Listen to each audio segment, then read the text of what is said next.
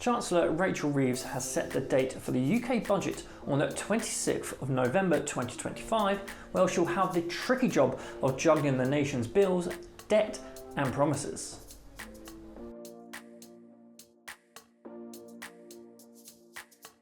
My name is Reeves and welcome back to this week's episode of Tax Tidbits, where Reeves has pledged to stick to Labour's manifesto promise not to raise VAT, national insurance or income tax for working people, but that still leaves her hunting for other ways to bring in cash.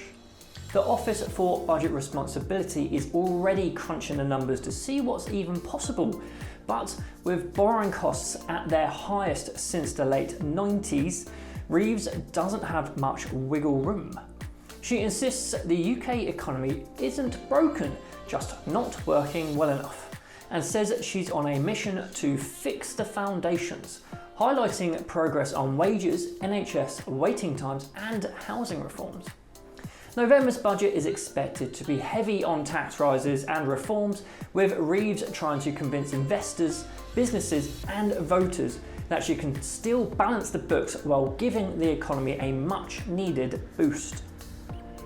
UK small businesses are sounding the alarm after President Trump scrapped the US's $800 tax-free exemption on small parcels last week, meaning even low-value items from the UK now face tariffs and extra shipping fees. What used to be a smooth way for smaller UK brands to reach American customers has suddenly turned into a paperwork jungle with higher prices, awkward shipping rules and lots of head scratching over what things will actually cost at the border. Bigger companies might be able to shrug off these changes as they have more resources to absorb the impact, but for small firms it's yet another hurdle, and some are already wondering if it's worth sending anything across the Atlantic at all. The Federation of Small Businesses is calling for government support, warning that without some help, plenty of UK sellers could be priced out of the US market before their parcels even make it past customs. In the meantime, smaller businesses may need to rethink strategies like exploring bulk shipping, increasing costs, or focusing on home markets just to keep business flowing.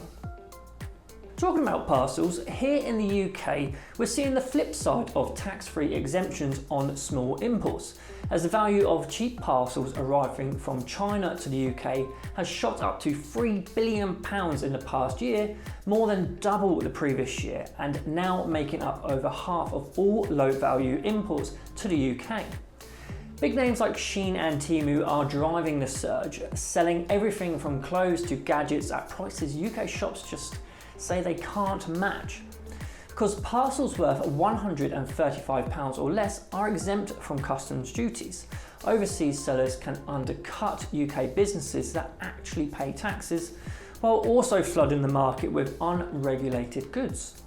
Industry groups and major retailers are pushing the government to close the loophole quickly, arguing it poses a growing threat to UK high streets, while others warn that scrapping the tax break could sting low-income shoppers and small businesses who rely on the bargains these companies can offer. For now, this surge in low-cost imports is leaving UK businesses scrambling to stay competitive, and is a very painful blow in combination with the American export changes. The government has announced the first electric vehicles eligible for a £3,750 discount under its EV grant scheme, including Ford's Puma Gen E, in a bid to get more drivers off petrol and diesel. The scheme applies to new models costing up to £37,000, with another 26 models eligible for £1,500 discounts, and more approvals are expected in the coming weeks. Discounts are handed out based on how green the cars are and how eco-friendly they were made, and they're automatically applied at the dealership, no haggling required. The goal is to narrow the price gap between electric and petrol cars, but with high upfront cost and still not enough charging points, Some drivers are eyeing hybrids as a slightly easier option. Still, the government hopes the grants will make going electric a little less painful on the wallet, while car makers are cheering and crossing their fingers that buyers can afford to pick up a new number plate this month. Energy bills in the UK are creeping up again, with Ofgem's new cap taking the average household to £1,755 a year. That's about £2.93 more a month, the price of a cheap coffee, if you're lucky. The rise is due to a mix of things: extra support for people on benefits through the warm home discount, juggling the electricity supply, which apparently involves turning wind farms on and off like a light switch, and higher fixed charges for the gas network. While some costs have dropped a little, families are still bracing for another winter of eye-watering bills on top of rising food prices. Ofgem has suggested ways to save, such as using direct debit or fixed price deals, but for many the increase is an unwelcome addition to already stretched budgets. And that is all I have for you today on this week's episode of Tax Tidbits. Be sure to like this video and subscribe to our channel so you don't miss any of our videos.